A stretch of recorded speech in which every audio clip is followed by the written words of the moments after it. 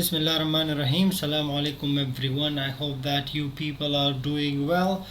Today we are going to work on our second practical, and as I told you that the rest of the semester that is left we will focus on the practicals. I showed you in my last practical that how to be organized, creating many folders, and what would be the functions of those folders.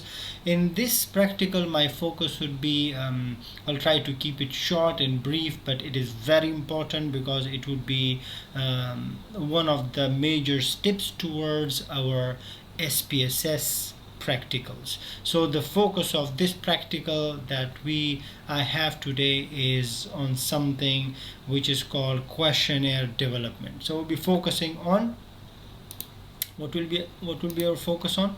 Our focus would be on questionnaire development.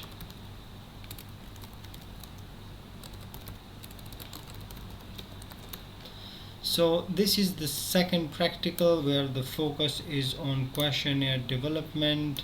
How to develop a questionnaire. I'm going to show you multiple methods of developing a questionnaire, and this picture that you can see, an amazing, beautiful, refreshing picture that I've selected it intentionally because you can see that it requires more practical approach from the person visiting this place. You cannot take a car or anything, you just have to walk around and enjoy the beauty, just to relate it with our practical. So the focus of this lecture or this topic or this session would be mostly on questionnaire development. How do we develop a questionnaire? What are the important parts of a good questionnaire? And then what do we do next? So let's get into development of questionnaire.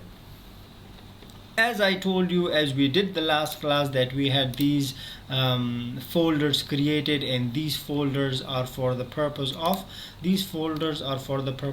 getting organized. One of the folders were questionnaire. We have three types of questionnaires: questionnaire for the respondent, questionnaire for SPSS, and questionnaire with reference. Questionnaire for SPSS and reference one, these two can be actually merged together and make it one, but I prefer to keep it separately, and I want you to keep it separately. And when you're submitting your final project, I want you to submit it separately as well. What are the functions of these three different questionnaire? The one with the respondent questionnaire looks different than the one which is for SPSS and the one with the references. How does it look like? I'll tell you that as well. But first thing first, how do we develop a questionnaire first? Now, in order to develop a questionnaire, I have already some questionnaire that I'm going to share with you, and some of the important parts of a good questionnaire. The questionnaire normally will have three important parts. The first part of your questionnaire is your covering letter. The second part of the questionnaire, let me show you. That's a simple questionnaire that I'm going to share with you. So the first part of the questionnaire, you can see that it is a covering letter, which I'm going to tell you how to do. The second part of the questionnaire, we can call it sections as well, is the section related to your variables in the model. And we already discussed previously what do you mean by variables and how many variables do you have. In the examples, if you remember that I shared with you, I had three variables, two independent and one dependent variable. So here we have many independent and dependent variable. One social media, we have website, we have display ads, then we have student choice of the university. So you can see that we have around 1, 2, 3, 4, roughly 4 variables with 3 independent and 1 dependent variable. That is your part number 2 of the questionnaire. Part number 3 of the questionnaire is compulsory for all of you to have, and it's normally compulsory for all the questionnaire in the social sciences that we are doing. It is on the demographic part of the research, where you collect data on age, gender, and marital status, and so on and so forth. And this is what I'm going to share with you. So your questionnaire, your final questionnaire for the respondent should look something like that. It will have your covering letter. This is the covering letter that you should follow. I'm going to share with you. The covering letter normally starts with the greeting. Of course, if you can find this logo of our university or the logo of the institution where you're conducting research, you put it on the top. It looks good. Then start with the greetings. Hi, hello, sir, madam, assalamu alaikum, depending on where you are doing your research. And then I'm a master's student, I'm an undergrad student, I'm a PhD student at the Faculty of Economics and Management Sciences at International Islamic University. The attached questionnaire is part of my research project that has been created to study the impact of online advertising on students' choice of a university. So your topic is there. This is your topic. Created to study. This should be your title. So the title, your title may be different than the title that is stated here. So you try to add your title here. So this can be your title. I'll call it a title. Let me put a title there. Title. Okay. And then here you have your own level of study. So for example, it can be undergrad. You can call it BBA or whatever undergrad degree you're doing. It can be master. You can call it MBA or you can call it anything, and it can be doctorate, or you can call it a PhD. So this is the level of the study. It depends on you. You have to choose it by yourself. So the level of study is here.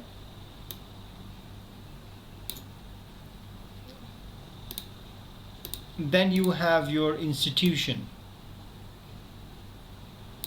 These are the important part of in the covering letter that you need to keep in mind, right? So you have your institution.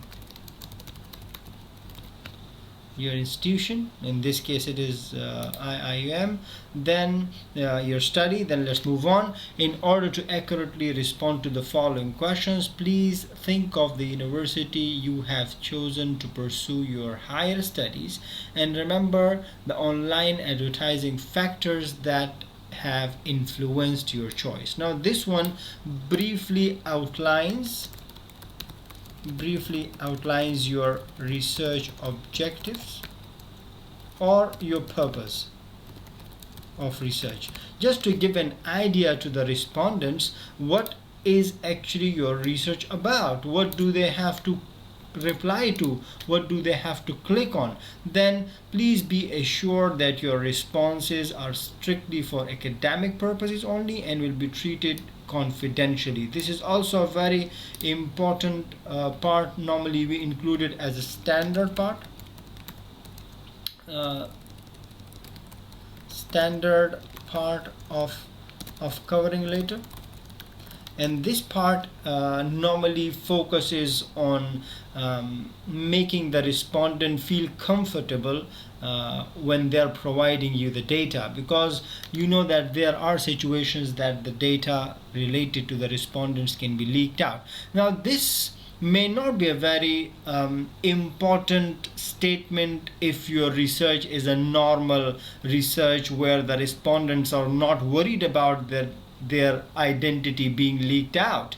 For example, why and how did they select a university? But in some cases it may be a very important information that the respondents are giving you, and the respondents would like to get an assurance from you that their information would not be leaked out. For example, asking the employees about the organization, how satisfied you are in your organization. Now the respondents, in this case the employees, have to get assurance from the researcher that if the researcher want us to give real data, for example, they are not happy with the organization, and if that information is leaked out, the chances are that the organization is going to kick them out. So in these kind of cases, or when we have topic of social sensitivity.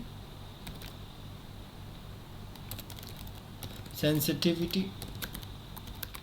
So if the topics are socially sensitive topics, if the topics are type of topics where the respondent's identity have to be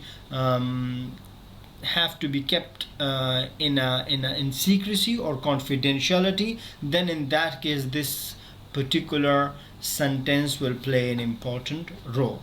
Then we have something which is called the researcher information. Researcher or researcher's information. Now researcher and researcher's information specifically contact details. In case they want to clarify any doubts on the question, if that is the case that you are dropping the questionnaire and then collecting it at a later time, or you're sending the questionnaire through email or through social media where you're not present at that time when the respondents are filling up the questionnaire, so you need to add some information there. For example, your email ID or I'm repeating, or and both of them. It can be your email ID and phone number, or any contact where you, being a respondent, can contact the researchers or the research assistants who can normally provide more clarification on the questions. Then the last part, the second last part is thanking them.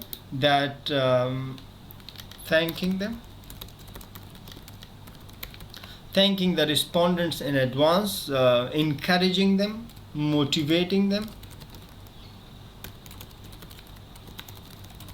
This will kind of motivate them before they go and look at the questionnaire. And then the last part, again a very important part, is your details. Your means researchers again. That who are you? What are you doing, where are you from, and all these contact details. You can see that the covering later covers these important parts. So in the coming live session, I'm going to check your covering letter. Make sure that you have prepared a covering letter. I told you that this week would be dedicated to developing your final questionnaire, and as soon as we are done with our live lecture, I check your questionnaire, we go and we collect data, inshallah. So this is the development of the questionnaire part 1 done, which is covering later. Then let's go to the next part, and that's an important part, and I'll come to in fact the next part at the end of the question, because I have to show you how to develop this part. Let's go to the part where you're collecting demographic information. So we call it demographic information. You can either call it demographic information, two names are normally given to it. You can call it demographic information, or you can also call it respondent's profile, depending on it. So you are collecting some basic information. These questions are not related to the demography. These are just basic information that will support the researcher in getting some more information. For example, how long have you been using internet?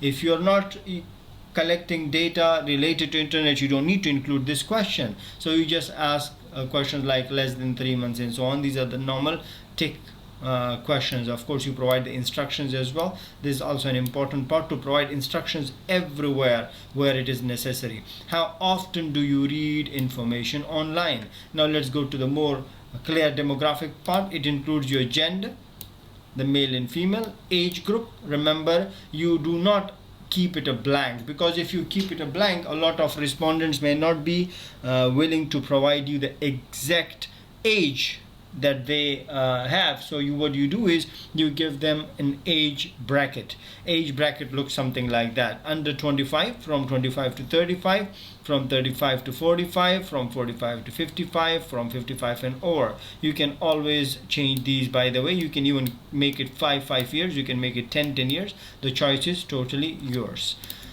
Then you go and ask about the educational background. We call it the educational background as well. Again, it can be in a proper category or order, from high school to diploma to bachelor's, master's, PhD and other. Then asking about the profession, if it is required. If it is not required in your study, if it does not help your study, you don't need to add it. But normally you have your profession, either you are a student or you are an employee. You can make it 2, or you can actually add some common professions there as well, as added by this particular sample questionnaire. Then the nationality, you can add, normally people add like Malaysian. They don't normally ask for more details, so you can actually avoid adding details, or you can call it Malaysian number 1 and foreigner number 2, or you can call it Malaysian number 1, foreigner number 2, and then you can call it, in many cases they change the foreigner to other, and then they provide the detail. However, I personally don't like this if this is not an important part of your question, your research. If finding out about the nationality of the respondent is very important to your research, then you add it. If it is not very important to your research and it is just general basic information about the demographic of the profile, then keep it simple. Make it 1 Malaysian and other number 2 foreigner. So 1 could be Malaysian, you call it 1 Malaysian and 2 foreigner. That way it would be easy for you to code. Otherwise, if you make it, say if you make it other, this foreigner is other, then the problem would be, you will face a problem in the coding. Well, not a problem, but it would be slightly difficult. So I will change the you will face difficulty in coding. I would remove the word problem to difficulty in coding. Why? Because SPSS, you have to make SPSS software understand what different nationality stands for in terms of code. So the number of nationalities that you have received, you have to code them. Like 1 should be, say 1 Singapore, 2 Thailand, 4, and there are more than 200 countries, so the things will become extremely complicated there. So that's why you keep it 1 Malaysian, 2 foreigner if it is required. If nationality is very much related to your research and it plays an important role in your research, then I would recommend that you add other, and then you have a list. And I'm going to show you, don't worry, in a research, the list of the respondents in terms of their nationality. So the part number 2 was about the next important part. Normally I add it in the last. Normally personal preferences. My personal preferences is that this part, which is the demographic information, normally I would include it the last section of your questionnaire normally, and there are many psychological reasons and psychology behind it. Why? Because some people add the demographic part in the beginning of the questionnaire, soon after the cover letter. Why they do that? Because for their research, demographic information or respondent profile is extremely important to the research findings or to the research objectives. If that is the case, it's better to keep it in the beginning. Why? Because if you have a long questionnaire, like in this case, we see that we have how many? We have around 6-page questionnaire. Now the 6-page questionnaire is a pretty long questionnaire, and there is a high chance that when the respondent reach this part, they may feel already tired and they will try to get rid of the information. And if these information are important, for example, there are more important information in the demographic part. You can add many details in the demographic, read about it. Their demographic includes, or the respondent profile includes, many other types as well. Say you have marital status and so on and so forth. So if this part is very important to your research, it is very important to keep it in the beginning, soon after the covering later. But if this part is not that important, I would suggest to keep it in the last of the question. And that's what I always do. Why? Because for me, acquiring data or getting data on the variables of my study is more important. I want people to reply to this before they get tired, and I want them to read this first. Otherwise, if I exhaust them by reading my demographic and not so much important information related to my research first, the chances are that they will just try to get rid of this.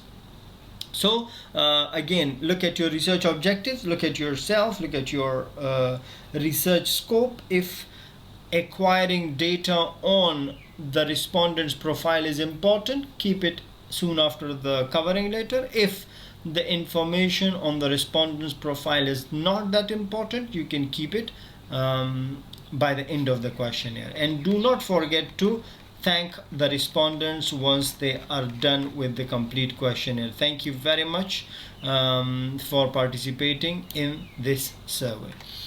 Let's get to now the more important part and building that important part. Now the first part and the last part, you can build it actually from this sample that you can see right now, and I'm also going to upload it on Google Classroom. So you can actually build it from here directly as it is, changing the major information which you can see. But this part, which is the variable part, will be different for different research studies. So the same questionnaire that I'm using, I have to change this. Suppose here in one of my researches, I'm not using social media, I'm using customer satisfaction. So I have to change this one to customer satisfaction. Of course, the questions will also change. And if I have to change the scale, I also change the scale. This is called scale, by the way. It's called Likert scale, 5-point Likert scale, Likert.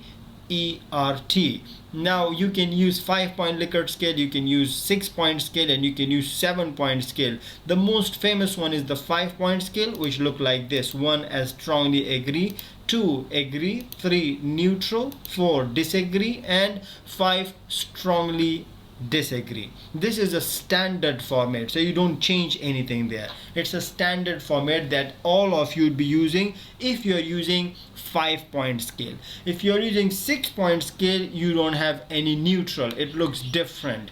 The neutral one, a lot of the social science and the statistician and the scientists, they say that the psychology expert says that keeping the neutral there creates a problem. And the problem is that a lot of respondents who do not know the answer, they would tend to click on 33333 only. You just get rid of the questionnaire. And that's why in a lot of my studies I use a 6-point scale. In the 6-point scale I add one more there, and in the 6-point scale I don't have neutral. So it is strongly agree, somewhat agree, agree, somewhat disagree, disagree, strongly disagree. So you see that I don't give the respondents a choice to click in the middle. There is no middle there. It is equally distributed on both poles, on both sides. Both of the methods have its own pros and cons. Some people say that this one is good, the one which is in front of you, the 5-point scale. Some people say the 6-point scale. That depends on you, depends on which one convince you. So let's say that for all of you right now, since this is the easiest one, I would suggest that you use the 5-point Likert scale, adopting directly from this questionnaire as it is, right? Or from the questionnaire which I'm going to show you where you're taking it from. Then you have to divide the variables into sections. You can divide into parts, you can divide into sections. So we have part 1 as your questionnaire, part 2 as variables, and part 3 is the last part, which was the demographic. So I already explained part 1, which was the covering later. The part 2 would be variables, which I'm explaining now, and the part 3 I already explained, which was the demographic part. In the part B, or the part 2, which is the variables, that totally depends on how many variables do you have. I told you that in this case I see that I have 4 variables: social media 1, website 2, display ads 3, and student's choice as the 4th variable. Well, I know that since this is my research, so I know that student choice is the dependent variable and the other 3 are independent variable. Now you should know that before you plan to develop a questionnaire, because if you don't know about your dependent and independent variable, things will get a little difficult for you. What will you add in the questionnaire if you don't know about your dependent and independent variable? So first thing first, you must clarify your dependent and independent variable. You may have 3 to 4 variables altogether, I suggest to have at least three. At least three. If you don't have three, it will not look good. Looking at the group numbers and the number of people working in a group, I would suggest to have at least three. Well, more than that will make it look much better. So you can have like 4 independent variable and 1 dependent variable, make it 5. That will look a decent model. I'll show you some models, don't worry, in a while. So you see that it will come, you have to clarify to yourself first what are your dependent and independent variables. In the last practical, I showed you I had 2 independent variables, trust and price, impacting customer satisfaction. So I have to find out questionnaire on trust and price and customer satisfaction. How to find out? I will show you that as well. So you put your variables there, starting from your you can either start from your dependent variable or you can start from your independent variable. Here it will not make a big difference. So you start from your first independent variable, social media, then try to put some instructions there. These instructions I normally tell students, my own supervisors, and I also do that as well, that give the respondents a quick definition. This is a simple and brief definition of your variable.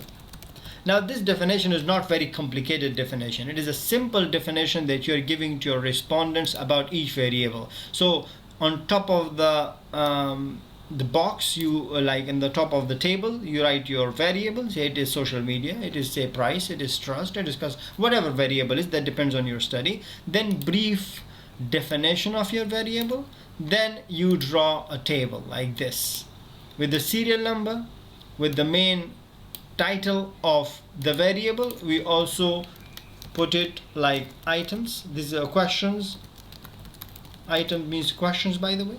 These are the questions and this is the scale.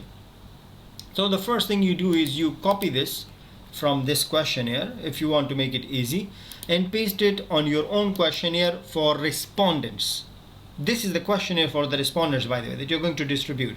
And then you delete the content from this part, leave this one as it is, and then you start adding the questionnaire questions related to your variable. Now your variable may not be social media. Your variable, maybe I told you something else, depending on your title, depending on your study. Now those of you who clearly know their variables, that's good news. And I told you that try to have target at least 3, and more than that will make it even look beautiful. Why beautiful? I'll show you how to draw a model in a while. The bigger the model, the better it looks. If your title need not to have all the variables listed. Like in this case, you see that the title do not list all the variables. I just mentioned at the study on the impact of online advertising on student choice. I could have made it a topic as the impact of social media, display ads, and whatever the other point was, I forgot, websites, social media, display ads, and website on student choice. I could do that as well, and you can do that as a correct topic as well. But the point I want to make here is some of you may have topic like factors impacting students' choice of university.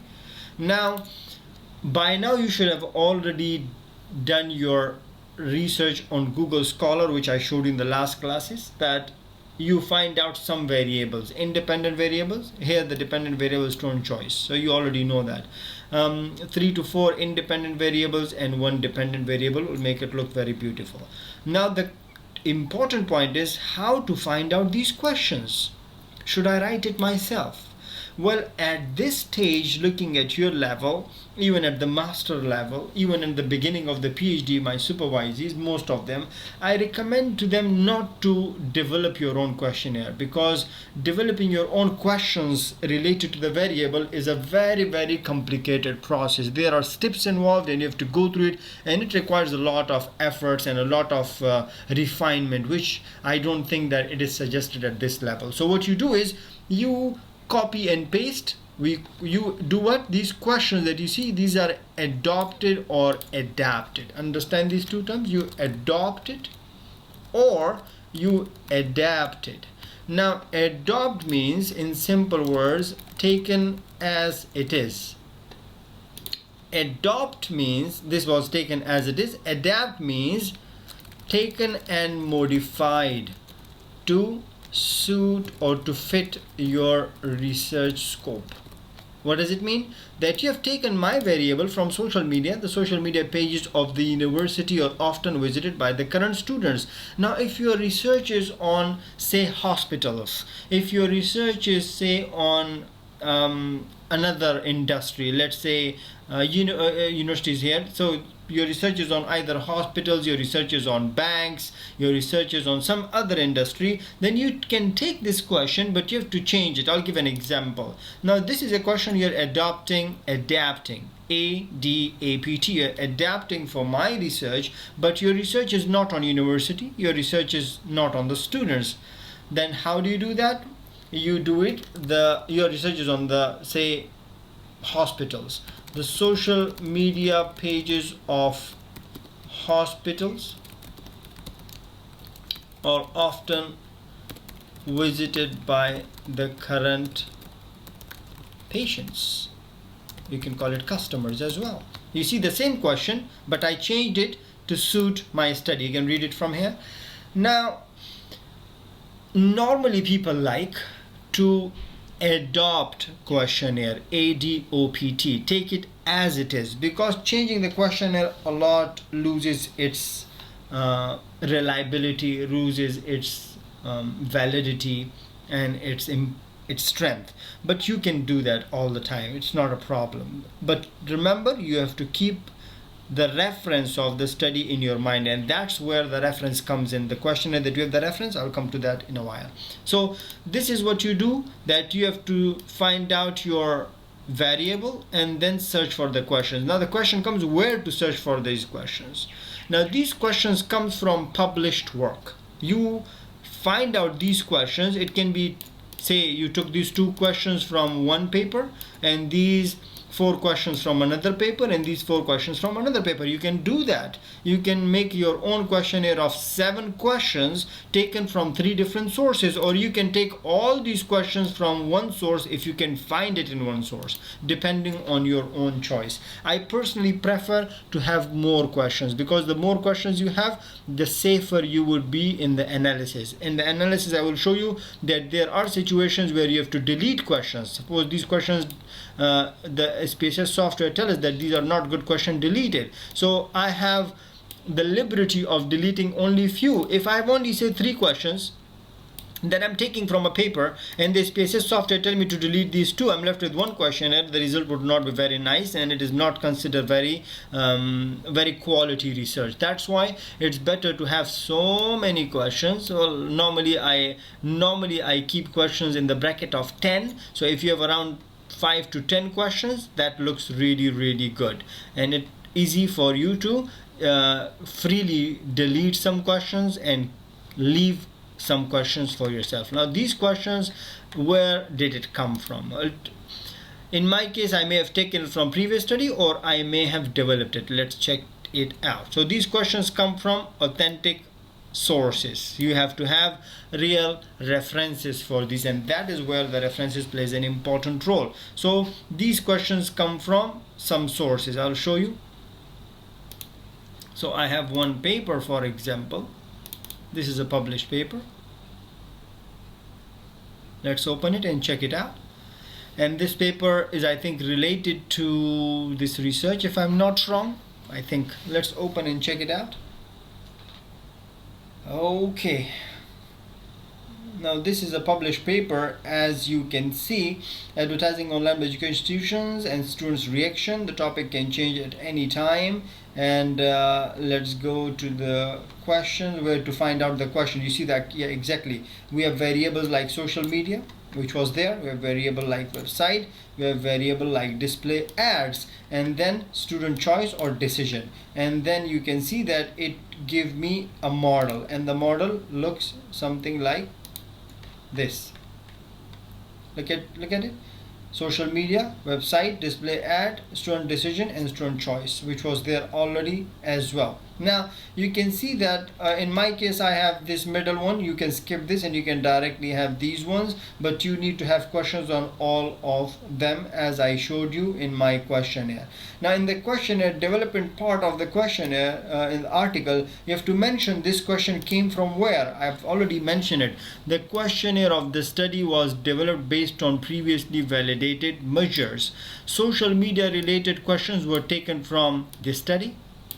Website related questions were taken from this study. Display related questions were taken from this study. Questions on students' online decision making were adopted from this, and students' choice related questions were adopted from this. So you see that each and every variable questions were adopted, taken, adopted, or adapted. You see, adopted or adapted from previous studies.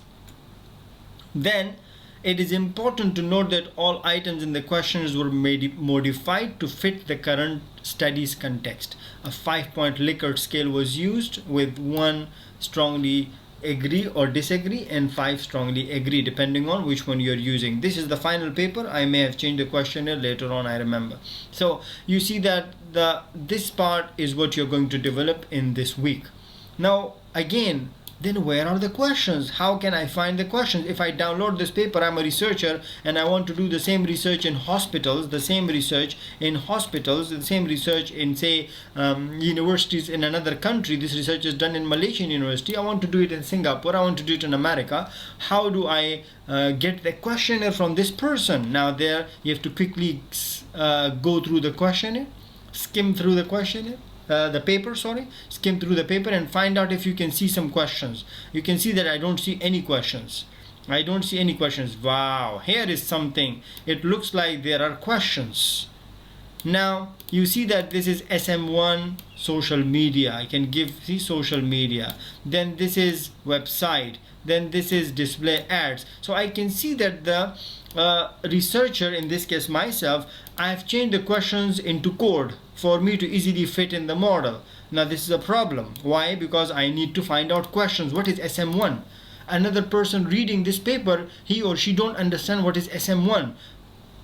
I want to use your paper, like this paper, and I want to do it in America, but the problem is I don't know your questions. So some methods are there. Method number 1. If you're lucky, you will find out questionnaire somewhere by the end of this paper or the end of the paper that you're searching. Or you can find out the email address of these people, the researcher, and email them and request them for their questionnaire. 2 methods I told you. If you're lucky, you have to be lucky by day. Most of the time try to find out by yourself, because a lot of the time the researchers would not reply to you or they would not be able to send you. So I know that there is a questionnaire used and there are so many questions there, as you can see, the final ones, but the questionnaire is not there. Now I have to cross my fingers and say Bismillah and quickly go and see the remaining paper to find out something. And I'm reading the remaining paper. Oh my god, there is nothing. There is references. Don't be disappointed. After references we also have something which is called appendix. Maybe the appendix is provided. Wow, I'm lucky. You see that appendix with the questions are there. Now clap for yourself. You have done a great job. Now the questions on social media are provided. The questions on website are provided. The questions or display ads are provided, and everything is provided. Now this is so nice. I just take these questions, copy and paste, or change it to suit my study, provide it in the table. Voila, I'm done with my questionnaire development. That was the easiest part, right? Now most of you may not find the questions easy. Most of you may not find your variables like this one. These are all the variables like social media, website, display ads. Most of you may not find a model where all your variables are there. Some of you may find social media in one paper, website in another paper, display ads in another paper, the way that I did in this paper that you can look at it right now. You see that the social media questions, I took it from one source. The questions on the display ads I took from another source. Website I took it from another source. So in my case I came up with this model from 3 to 4 different sources. And that is very common depending on your factors, depending on your research. If you are doing the same research, we call it replication. What do we call it? We call it replication. I'm taking exactly the same study done by this person, which in this case is myself, and I want to do it in another country. Then it is called replication, and I don't need to worry about. I take it as it is. The questions, everything is already there.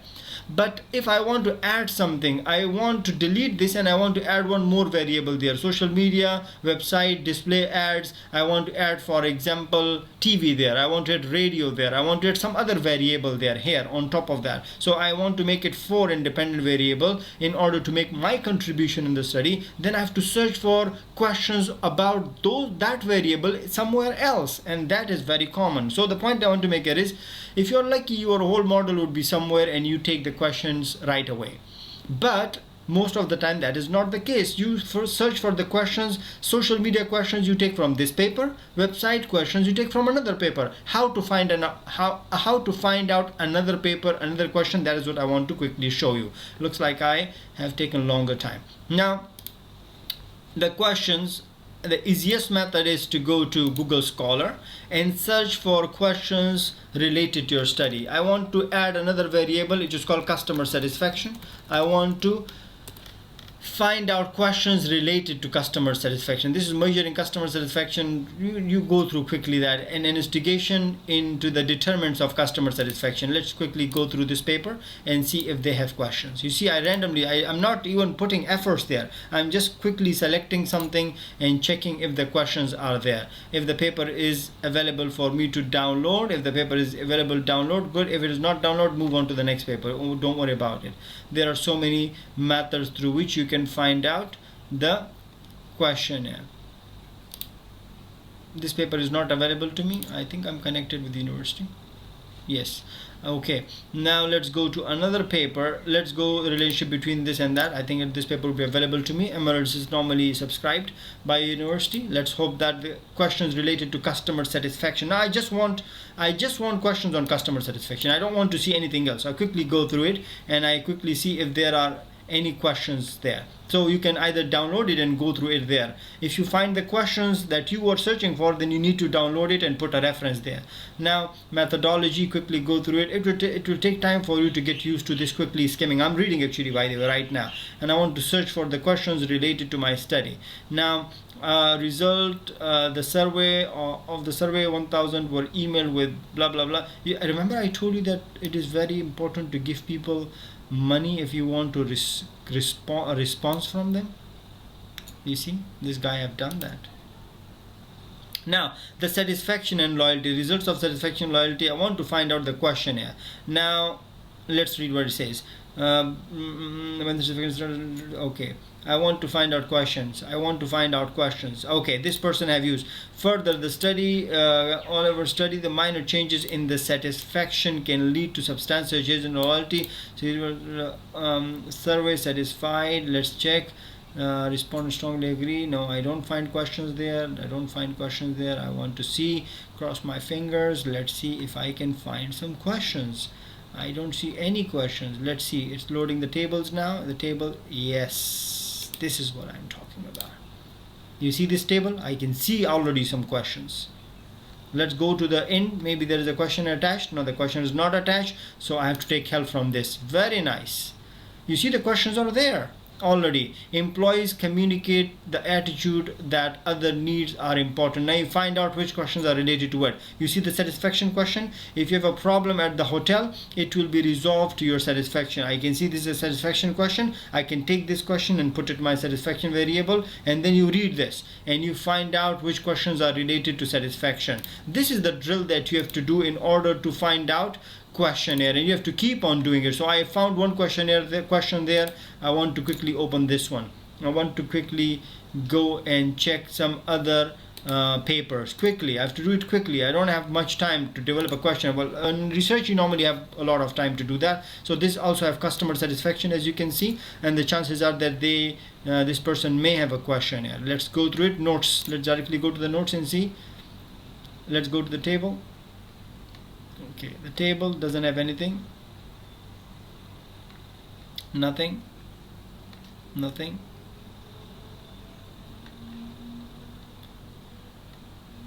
Scale items, okay, it looks like they have some appendix. No? Where is the appendix?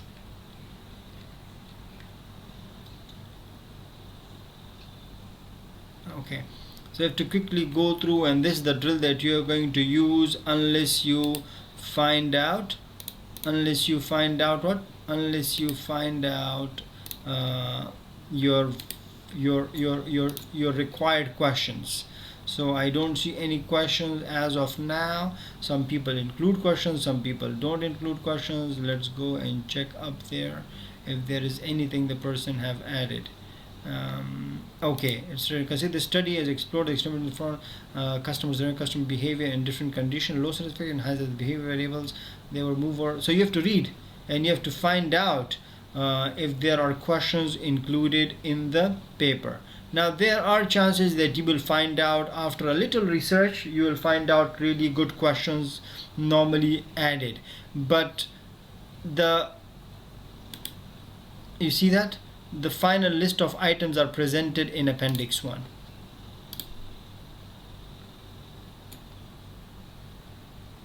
Here is appendix 1.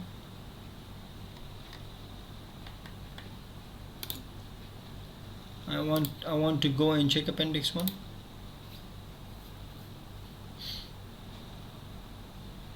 Okay, if it is not working, let's go download this paper. I want to show you how it works. This is how it works, by the way. So you go and you download the paper, and when you download the paper, possibly there would be material available for us. Let's download it. So I downloaded the paper. Let's put it here for now in the practicals articles. Yep, customer satisfaction. Okay, I downloaded the article. It's already here as well in the downloaded form, so maybe it is here. Appendix. Let's quickly check if the appendix is provided. Appendix is provided. Yep, appendix is provided. Guys, we are getting lucky here.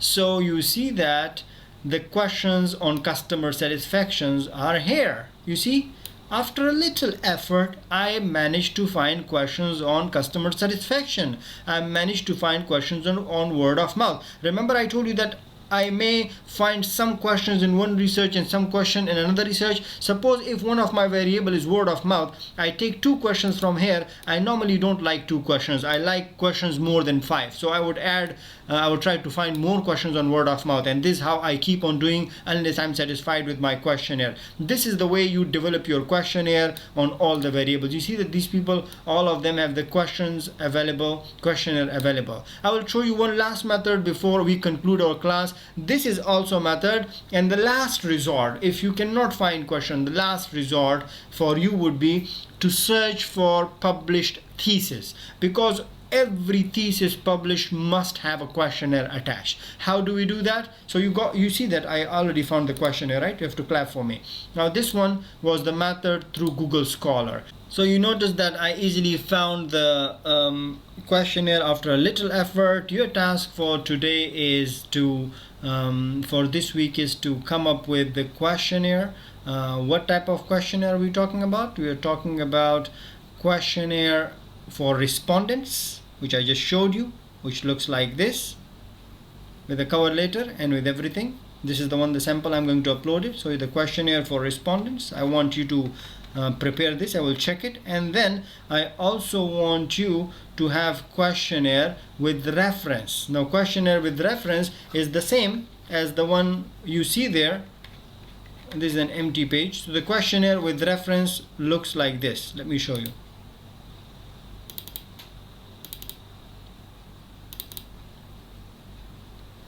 Okay, this questionnaire, so another questionnaire, the demographic part.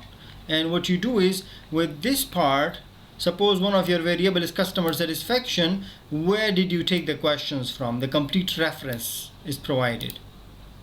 You see the complete reference from where the questions on customer satisfactions are taken, complete reference from where questions on social media activity are taken, the complete reference from where the questions related to social media content are taken. So you provide a complete reference, preferably a reference from an authentic article published in Google Scholar, or published available online, by the way. So you provide all the reference, and these two questionnaires I'm going to check with you inshallah in the coming class, live session. Then the next would be a very quick one, and I'm going to, even probably in the coming class, I'm going to show you how to create a questionnaire with a code. With that, we come to the end of our lecture for today. Thank you so much. See you. Bye.